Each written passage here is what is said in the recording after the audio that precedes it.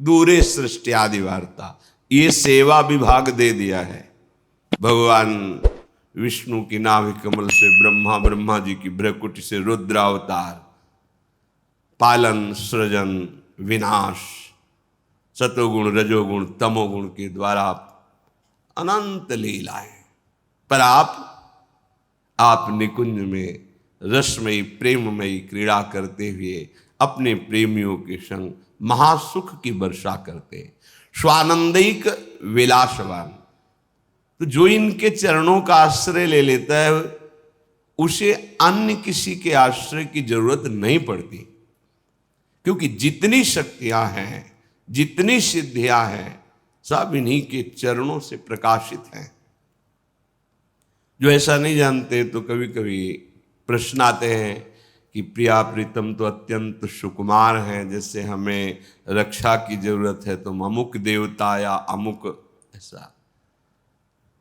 जब मूल में जल चढ़ा दिया तो डाल में, पत्ते में, पुष्प में, सब में पहुंच गया। सबके मूल निकुंज बिहारी लालजू महाराज हैं। गीता जी में स्वयं कहते हैं, ऊर्ध मूल मधा शाखा मस्वत्थम प्राहुरव्ययम, मैं सबका मूल हूं। परब्रह्म की प्रतिष्ठा है हमारे श्री कृष्ण, और जो ब्रजेंद्र नंदन के रूप में प्रकट हुए वही निकुंज बिहारी लालजू अपने रूप से प्रकट हुए हैं। उपासक को अन्य आश्रय लेने की जरूरत नहीं है, क्योंकि अन्य कोई है ही नहीं। ये सब इन्हीं का विलास। पर जो निकुंज में बिलस रहे हैं तो दूरे सृष्टि आदि वार्ता, सृष्टि आदि वार्ता से दूर, क्योंकि सृष्टि की सेवा के लिए अंश रूप से आप विराजमान हैं भगवान विष्णु, ब्रह्मा, शिव रूप में। आप ही विराजमान, दूसरा कोई नहीं। निज महापूर्णात्म शक्त्याश्रयात, इनकी आत्म शक्ति से ही यह विस्तार हुआ है। ये अपने आप को ही विस्तार को प्राप्त किए हुए हैं। संजीवत्यथ चेष्टते निज निजे कार्य तमेवाद्भुतम। आहा, ये अपने प्रेमी जनों को जीवन प्रदान करने के लिए। प्रेमी जनों का जीवन क्या है? इनकी रूप माधुरी का गान करते हुए, रूप माधुरी का अवलोकन करते हुए, इनकी चरण सेवा में अपना जीवन। तो यही उनकी संजीवनी मूर्य है। ललिता ललित बजावती बीना, गुण गावती सोई जीवन जी जय। कौन से गुण? प्रिया प्रीतम का मुस्कुराना, प्रिया प्रीतम की क्रीड़ा, प्रिया प्रीतम की नाना प्रकार की रसकेली, उसका गान करते हैं। यही जीवन है रसिकों का। संजीवत्यथ चेष्टते, इनकी चेष्टा जीवन है प्रेमी जनों का। वो कोई प्रेमी ही जानता है। अपना प्रीतम, अपना प्यारा मुस्कुरा भर दे तो विश्व के सारे सुख लुटते घूमते हैं। फिर ये विश्वात्मा है, ये जो जो चेष्टा करते हैं, सखियां उनका गान करती हैं, उनका पान करती हैं। यही संजीवनी मूर्य है सखियों की। उपासकों की संजीवनी मूर्य है प्रिया प्रीतम का रूप, प्रिया प्रीतम का जस, प्रिया प्रीतम की महिमा। निज निजे कार्य तमेवाद्भुतम, वो सब अपनी अपनी सेवा में प्रिया प्रीतम को सुख प्रदान करने में बड़ा अद्भुत सुख अनुभव करते हैं। कैसे उस सुख का उदाहरण दे? अनुपम है, उपमा रहित है। पर लौकिक भाषा में, जैसे अपने अत्यंत लाडले दुलारे इकलौते बेटे को मां पवा रही है, तो जब वो बालक पाता है तो उसको कैसा सुख होता है। पा हो रहा है, हृदय उसका शीतल हो रहा है, तृप्ति मां को हो रही है। सखियों का हृदय प्रियालाल के प्रति कितना दुलार से भरा हुआ है। लाल ललना मिली हियो शिरावत मोर, पावे कोई और, तृप्ति करे कोई और, ये महासुख है। स्वातंत्रम, सारी शक्तियां इनके अधीन है, ये किसी के अधीन नहीं है। परम स्वतंत्र न सिर पर कोई। परमम परेश, ये ईश्वरों के भी ईश्वर हैं। निकुंज बिहारी लाडली लाल। परमेश महा मानंदिक वृत्तिम श्रेय, परम स्वतंत्र परम महा आनंद वृत्ति युक्त होकर विलसते रहते हैं। ये अनुभव, ये आश्रय उसी को प्राप्त होता है जो रस का अनन्य हो जाता है, रसिक अनन्यों के संग से। हरिराम व्यास जी कहते हैं, तेई रसिक अनन्य जानवे। कौन है रसिक अनन्य? बोले जिनको विषय विकार ना हरि सो रति, तेई साधु मानिवे। तेई रसिक अनन्य जानिबे, तिनकी संगति पतित सु उद्धरे। जो बारक बर घर आनिवे, तिनके चरणों दक सो अपने। नख शिख गातिन सानिवे, तेई रसिक अनन्य जानिवे। वही रसिक अनन्य है जिनके हृदय में ये षट विकार शांत हो गए हैं, काम क्रोध लोभ मोह मद मत्सर। कैसे शांत हुए? हर्षोरति, हा हरि रा राधा। प्रिया प्रीतम के चरणार विंद में जिनकी प्रीति हो गई है, उस हृदय में ये षड विकार अपना अधिकार छोड़ देते हैं। अर्थात इन विकारों का स्फुरण ही नहीं होता। तेई साधु मानिवे, वही साधु पदवी को प्राप्त है जो निर्विकार और प्रभु के प्रेम से युक्त हृदय है। वही साधु हृदय है, वही रसिक अनन्य है। हरिराम व्यास जी कहते हैं, प्रियाजू की कृपा से ऐसे रसिकों की संगति मिले तो हमारा उद्धार हो जाए। अगर एक बार भी इनकी संगति कर ले तो व्यर्थ नहीं जाएगी। जो वारक घर आनवे, एक बार यदि इनके समीप पहुंचना हो जाए या ये हमारे समीप कृपा करके सानिध्य दे दे, एक बार का मिलना वो व्यर्थ नहीं जाएगा, आपका परम मंगल कर देगा। अगर कहीं ऐसे भगवत प्रेमी महात्मा का चरणोदक मिल जाए और रोज पीने को मिले और अपने सर पे धारण करने को मिले, नखशिख गातिन शानवे, निश्चित निश्चित बहुत जल्दी परिवर्तन होता है। भगवत बुद्धि से इनका चरणोदक उतारा जाए और पान किया जाए और माथे पे रखा जाए, सर पे रखा जाए, एक बूंद दो बूंद से वो आपके जीवन का परिवर्तन कर देगा। रघुगण जी से जड़ भरत जी कहते हैं, गृहस्थ की उपासना, शास्त्रों का स्वाध्याय, तीर्थयाटन, व्रत या अग्नि चंद्र सूर्य की उपासना आदि से ये जो हम तुम्हें तत्वबोध की उपदेश कर रहे हैं, ये नहीं होता। ये होता है महापुरुषों की चरण रज का अभिषेक करने से। रहु गणै तत्तपसा न याति न चेज्जया, न निरूपणात् गृहाद्वा न छंदसा, नैव जलाग्नि सूर्यो बिना महत्पाद रजोभिषेकम। हरिराम व्यास जी कहते, तिनके चरणोदक सो अपने नख सिख गातन शानवे। यदि कहीं ऐसे प्रेमी महाभागवतों का चरणोदक मिल जाए पीने को और माथे पे धारण करने को, तो ये जो विकार हैं इनसे लड़ने की सामर्थ्य आ जाए, ये परास्त हो जाएंगे विकार। पर बिना महत्पाद रजोभिषेकम, ये कोई भाग्यशाली को बात समझ में आती है।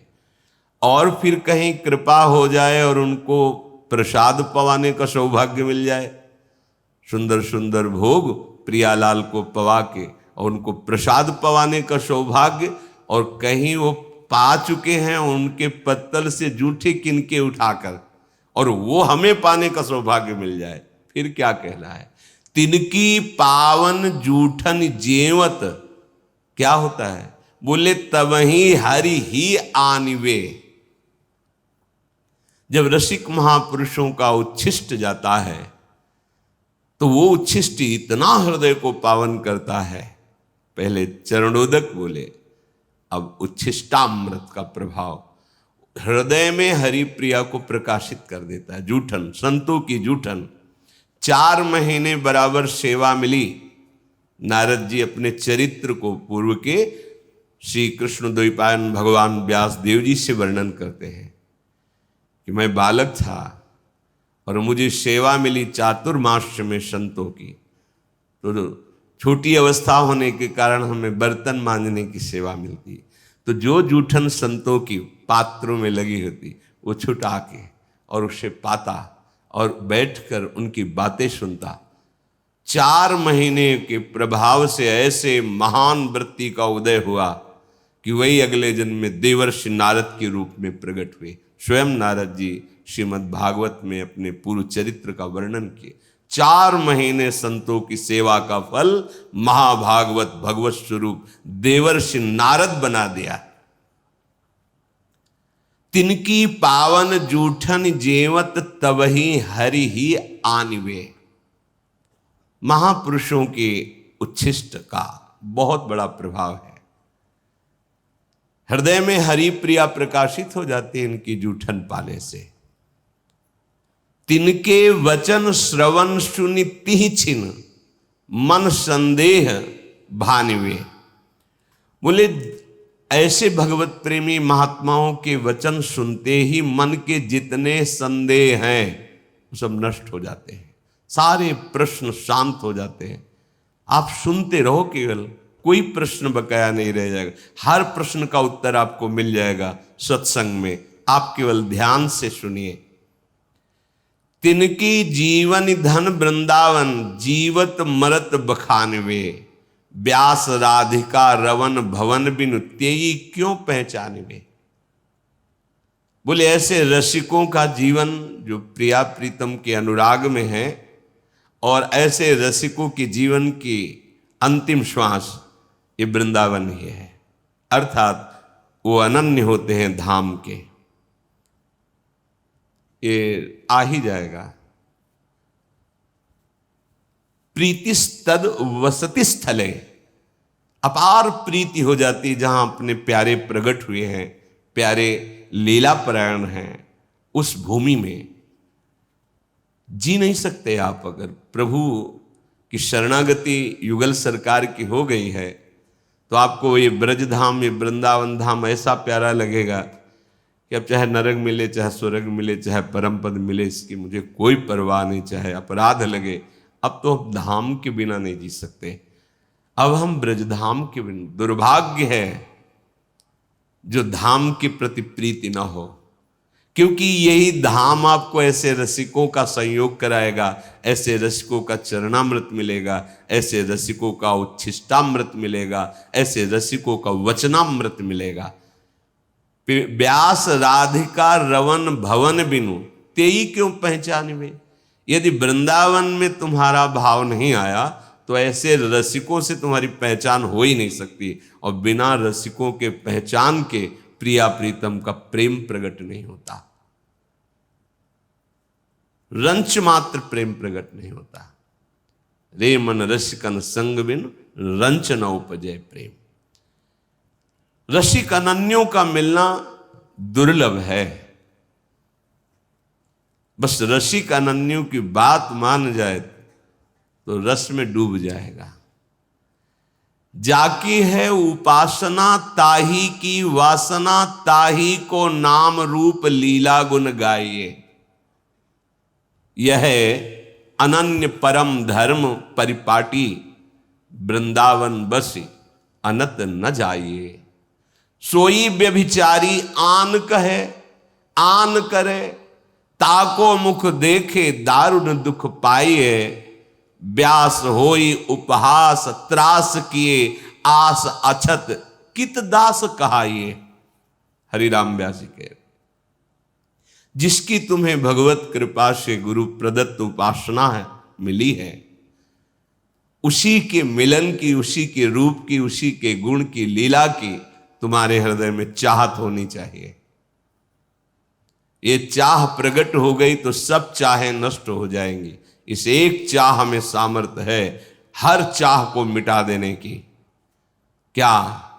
अब इस जन्म में प्रिया प्रीतम से मिलना होगा। मिलने का उपाय है निरंतर प्रिया प्रीतम का स्मरण करना, नाम जप करना, उनके लीला गुण गायन करना, उनके जनों का संग करना, उनके लिए ही कर्म करना, उनकी प्रसन्नता के लिए, उनके समर्पण के लिए सारी चेष्टाएं, तन मन वचन सब। जाकी है उपासना ताही की वासना, ताही को नाम रूप लीला गुण गाइए। यह अनन्य परम धर्म परिपाटी, यही रसिक अनन्यों का प्रेम धर्म है, यही परिपाटी है, यही मार्ग है, यही निष्ठा है कि अपने आराध्य देव के नाम रूप गुण लीला धाम के चिंतन में मगन रहे। वृंदावन धाम की उपासना धाम के प्रभाव से ही सफल होती है। जब आपको समय मिले तब धाम आइए, पर धाम का चिंतन तो आप कर सकते हैं। कई बार सत्संग में चिंतन का प्रकार बताया गया है। अगर कहीं आपको वास का सौभाग्य मिल गया है तो फिर यद्यपि मिले कोटि चिंतामणि तऊ न हाथ पसार। बड़ा दुख होता है जिस उपासक को अखंड वृंदावन धाम का संयोग बन जाता है, फिर किसी विषय इंद्रियजन्य भोगों के लिए धाम का त्याग करके, और भोगों में तब लगता है बड़ी प्रबल माया है प्रभु की, जो प्रभु के घर से घसीट ले जाती है। कब? जब कपट करोगे, छल करोगे, छुपाव करोगे, मनमानी आचरण करोगे तो घर से ले जाएगी। ये घर है, घर से खींच के ले गई, आजीवन के लिए ले गए। भाव नहीं बन सकता कभी। अब बहुत सावधान। वृंदावन बसी अनत न जाइए। अनंत जन्मों की बिगड़ी केवल वृंदावन सुधार देगा। तुम्हारी साधना में त्रुटि हो तो भी वो तुम्हें अपने प्रभाव से परम पद प्रदान करेगा। वृंदावनी प्रभाव सुन अपनो ही गुण देत।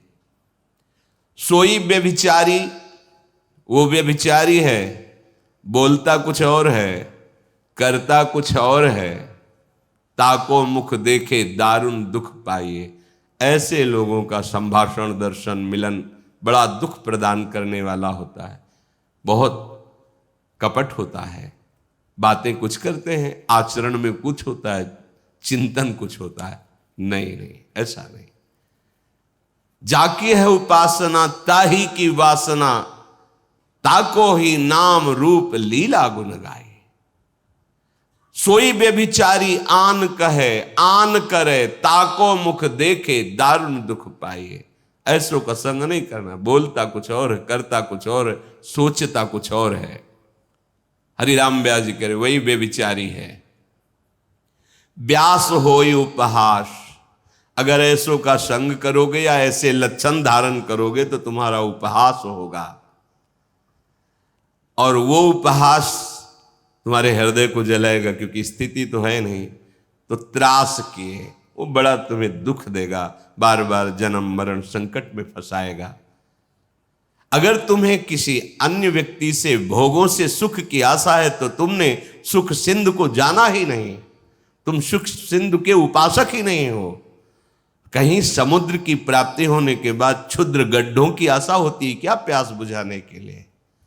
ये तो प्रेमामृत समुद्र है, और तुम सुख कणों के लिए विषय भोगों में अधर्माचरण युक्त जाओ। इसका मतलब है कि अभी आप बातें केवल परमानंद की करते हैं, परमानंद का भी मार्ग ही नहीं मिला आपको। अनुभूति तो बात दूर की रही। अगर तुम्हारे हृदय में भोगों की आशा है तो तुम कैसे प्रिया प्रीतम के दास हो? व्यास होई उपहास त्रास किए आस अचत कित दास का, कैसे तुम दास कहला सकते हो? श्रीपाद प्रबोधानंद जी यही बात कह रहे हैं। कह रहे कि आनंदानाम परम चरमो यो अवधीर वैष्णवानाम सर्वोर्ध्वानाम सकल हरिशक्त युन्नत नीचान योवा संपूर्णानाम परम भगवद सद्गुणानाम च योवा श्री वृंदावन भुवि वरीवर्ति सर्वोर धामनी। श्रीपाद कह रहे कि वैष्णव का चरम आनंद प्रदान करने वाला ये वृंदावन धाम है। वैष्णव का चरम आनंद क्या है, परम सीमा का आनंद क्या है? हर समय भजन होते रहना। तो यहां फिरे स्वार्थ आपने भजन गए फिरे बाह। पहली बात, जैसे नाम निरंतर चलना, रूप के ध्यान में मगन रहना, लीला गुणों का चिंतन करना, ठीक वैसे ही धाम वास है।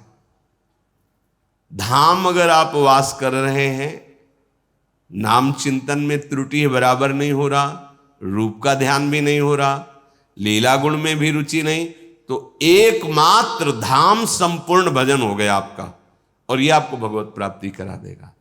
आनंदानाम परम चरमो योवधीर वैष्णवानाम, जो आनंद की चरम सीमा है प्रेम,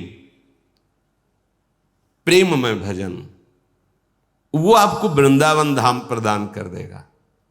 विश्वास कीजिए। वैष्णवानाम पर शर्त है वो प्रभु का हो चुका हो, अर्थात मन वचन कर्म से ये ठान लिया हो कि मुझे भगवत प्राप्ति करनी है। तो उसका उपाय है सदगुरु की शरण, सदगुरु प्रदत्त मंत्र नाम उपासना, उसे वैष्णव कहते हैं। जो वैष्णव है उसको आनंद की परम चरम अनुभूति वृंदावन धाम कराता है। ये विश्वास का विषय है, पक्का ऐसा ही है।